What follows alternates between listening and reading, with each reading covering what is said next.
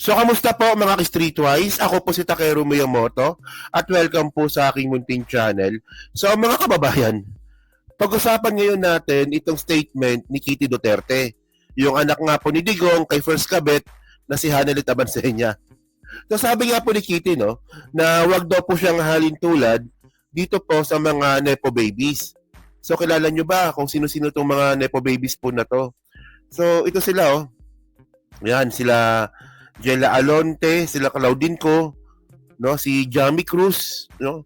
So, sila mga kababayan, sila po yung nag-flex ng kanilang yaman, samantalang sila po ay konektado dito nga po sa mga maanumalyang flood control project, yung mga pamilya nila. So, merong anak, merong pamangkin, may kamag-anak, yan. So, sabi ni Kitty Duterte, wag daw siyang isasali dyan kasi hindi daw siya ganyan. Ay, nakayo ko dito na. So, hugas kamay. Okay, so si Claudine ko, kilala nyo na to, no? Ito mayabang talaga to, no? Hanggang ngayon, no? Mayabang to, no? Samantalang nagbura na nga ng mga post, no? Si Jamie Cruz, siya yung konektado sa isang construction company na pinangalanan ni Digong. So, by the way, you get the point, no? So, punta tayo dito. Okay, ito yung statement ni Kitty. Oo. Actually, kasi napaka-ipokrito talaga itong babae na to, no? So, sabi dito. Actually, no, wag niyo siyang, si Kitty, wag niyo tartuwing bata. Hindi na po bata yan. Oo. Sko. Isip bata siguro. So, sabi dito, no, people often label me as one of the Nepo babies. No? But I want everyone to understand that I have worked extremely hard to earn my own money and achieve financial independence. Okay Okay, sige. Teka, kapit muna tayo, okay. So, yung Nepo babies mga kababayan, no, nakuha po ito sa word na nepotism. Kasi nga po, ibig sabihin ng nepotism, no, kumbaga, nakuha mo yung yaman na yan because meron ka connection sa gobyerno. So, ayun yung ibig sabihin ng Nepo babies, yung nepotism. So, ang pinaka-bullshit dito mga kababayan, nung sinabi nga po ni Kitty Duterte, no, na sabi ni Kitty, kailangan nyo maintindihan, no, na ako ay nagtrabaho ng mahirap. Mahirap ang trabaho ko, extremely hard, no? To earn my own money and achieve financial independence. Buka nang naniniwala kayo doon? Okay, sabi ng mga follower ni Kitty Duterte, Takeru, ingit ka lang kay Kitty. Kasi si Kitty, may negosyo yan. Yung online selling daw. Oh, nagbebenta ng deodorant yan. Tapos endorser pa yan ng mga produkto. Puta, magkano kinikita niya doon? Milyon? Mga bobo kayo, mga DDS kayo eh.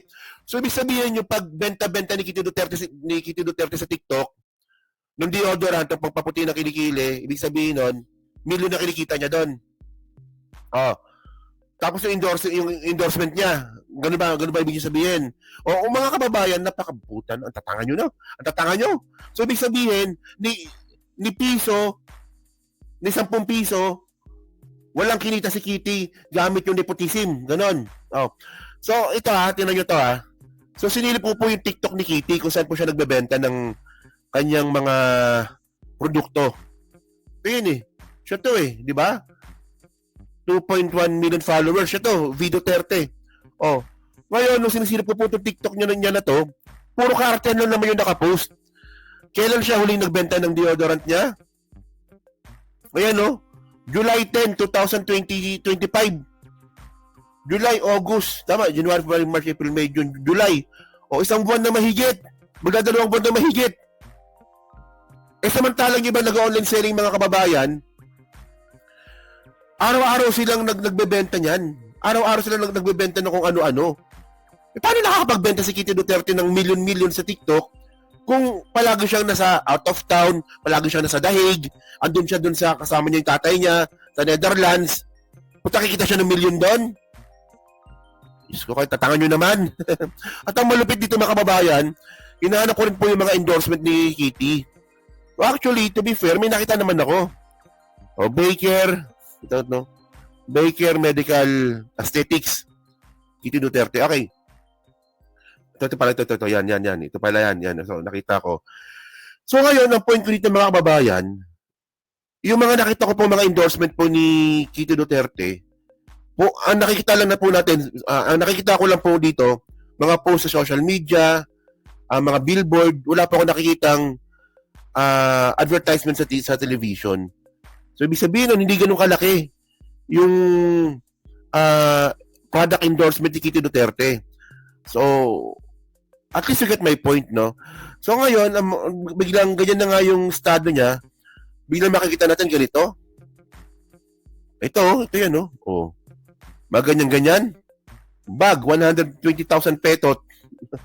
Dior bag, no? 350,000 pesos. Ay, no? Mga picture niya, no? Kelly 25 bag, 1.2 million pesos. Puta, ganyan kalaki kinikita ni Kitty Duterte sa online selling niya. Come on naman. So ngayon, ang point dito, no? Hindi naman po talaga kasali si Kitty diyan sa Nepo Babies. Wala naman nagtuturo sa kanya eh. Kung meron man napaka-konti. So bakit affected na naman masyado? No, ang alam ko talaga yung pinaka ginigisan nila ngayon, yung talagang binabash ngayon, si Claudine Co. Oo, yan talaga. Yung si Claudine Co, chill lang eh. O continue natin, sabi dito, I have engaged in live selling for different products that I personally used. So, ano to Ito. Saan na ba? Ito. Yan. Ito sabi niya. So, ibig sabihin nito, reseller lang po siya.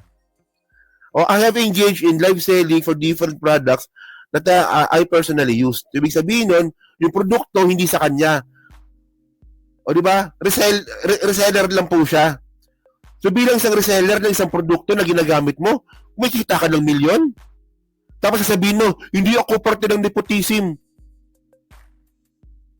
Lokohin nyo lang yung mga tanga ng mga DDS, pero wag po kami. Sabi pa dito, which is something I genuinely enjoy. Additionally, I have secured several endorsements that reflect my dedication and effort. I take pride in being self-reliant and not depending on others to reach my goals. So, ano ba yung goals mo? Hindi ko alam. Okay. My upbringing instilled in me the values of diligence and perseverance, and I continue to embrace those principles in my daily life. Daghang salamat sa tanan na nasuporta ako sa akong pamilya. O di ba? Yung inuuto mo lang dito kita yung yung pamilya nyo lang, yung mga supporter lang po ng pamilya ninyo. Okay?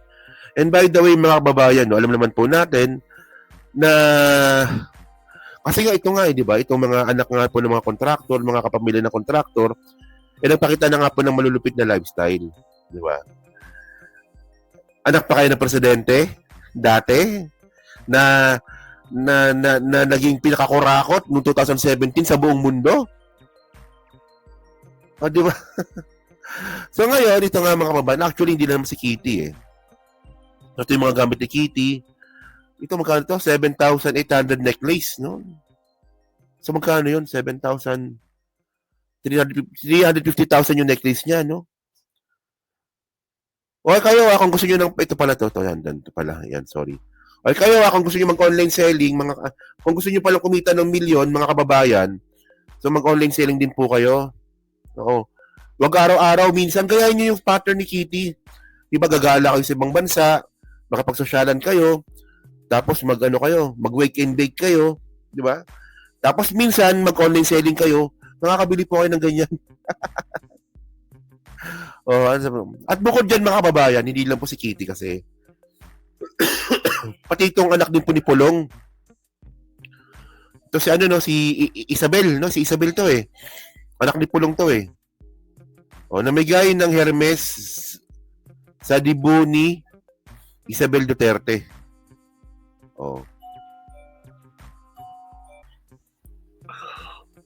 So ito yung anak ni Pulong, no? Meron pa yan. Ito pa, oh. Ito malupit, oh. Did Isabel Duterte wear gowns worth 1.3 million pesos during her pre-debut photoshoot? So kailan na ba dito to? 2017. So okay na i-bash to. Hindi na po minor ito.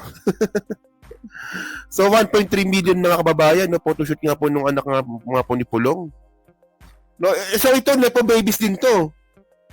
Kasi wala pang kakayahan ito kumita ng pera.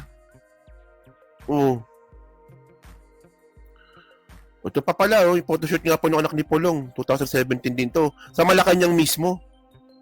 Oh, grabe, di ba? Tatanga eh, no? Okay. So, ito pa, 10 million pala yung, yung gastos mo dun sa dibo ni Isabel, no? So, so alam niyo kasi mga kababayan, no, medyo natatangahan po talaga ako sa mga Duterte supporter, no? Na, di ba, na galit na galit po sila galit na galit itong mga DDS na to. Diyan po sa flood control project po na yan, diyan po sa skandalo po na yan. At sila rin po yung isa sa mga nambabash dito nga po sa mga Nepo babies. Nakalimutan nyo na ba? Na si Kitty Duterte parte din po ng Nepo babies, pati itong si Isabel. Oh, ang tanong dito, kamusta kayo sa Davao? Oh, kung makapagsalita kayo, akala nyo walang bulok na flood control sa Davao ah. Kung makapagsalita kayo, akala ninyo yung nangyaring anomalya sa flood control, hindi nangyari ng panahon ni Digong ah. Tandaan nyo mga kababayan, no? Merong 322 billion ang nawawala po sa flood control project noong panahon nga po ni Digong. 2019 pa lang yun, ha? Ibig sabihin nun, may anomalya na po noong panahon pa ni Digong dyan po sa flood control. Pinabayaan lang po. Pinabayaan lang nila magnakaw itong mga hayop na mga district engineer po na to, mga contractor, at kasama na po dito yung mga ibang mga legislators po natin. Oh, yung Diskaya. Panahon pa ni Digong yun, ha? St. Gerard pa sila nun eh. Oh, so, by the way, so, napaka-hypocrite talaga ng mga tao po na to, no? So, yun lang po, no? So, kayo po, no, masabi nyo nga po dito sa statement nga po ni Kitty Duterte na, parang, nilalayo niya yung sarili niya na, hindi ako kasali dyan, ha? Hindi ako Nepo babies, ha? Sila lang yun. Samantalang,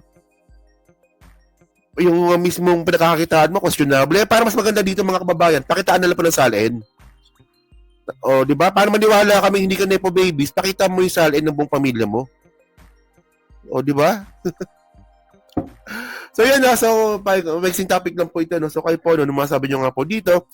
So, comment na po sa baba. Binabasa ko pong lahat yan. Siyempre, yan po sa Team Replay. Pa-like, pa-subscribe. Kung yung makalabisan, pa-share na rin po ng video po na to. So, thank you mga ka-streetwise. Kita na lang ulit tayo sa susunod nating content. So, thank you, salamat, and babush.